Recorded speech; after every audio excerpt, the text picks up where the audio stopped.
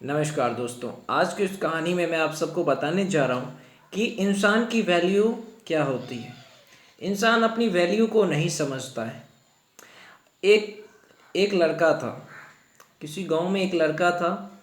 तो उसे एक साधु मिल गए और वो साधु सारे लोगों के दुख दर्द को दूर करते थे।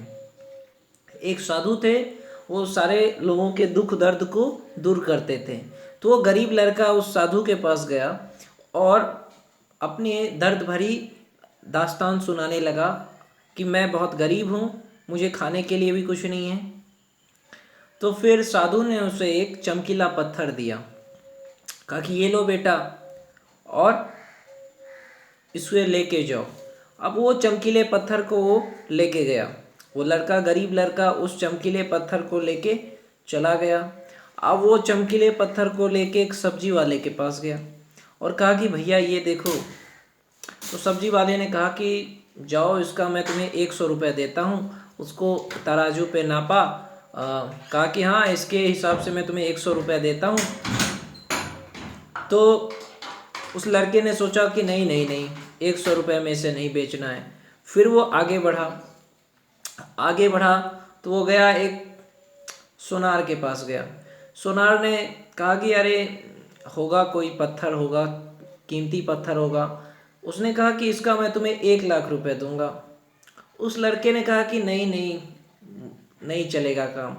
अब वो लड़का उस पत्थर को लेके गया हीरे के व्यापारी के पास, जो हीरा का व्यापारी होता है ना, उसके पास गया। उस हीरे के व्यापारी ने कहा कि इसका कीमत इतना है कि कोई दे नहीं सकता, ये तो हीरा है, हीरा।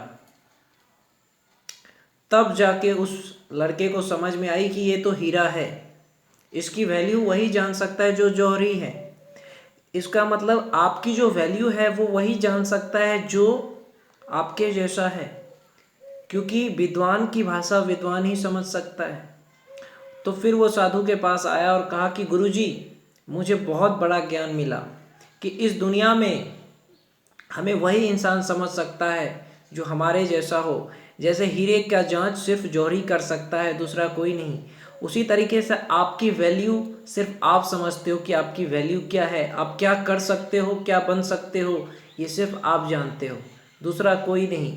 दूसरा आपकी वैल्यू उतनी ही देता है जितनी उसकी औकात होती है। जैसे लड़का गया था सब्जी वाले के पास, तो उसने अपने हिसाब से कहा। उसी तरीके से लाइफ में जिसके पास आप जाते हो वो अपने हिसाब से आपको जज करता है।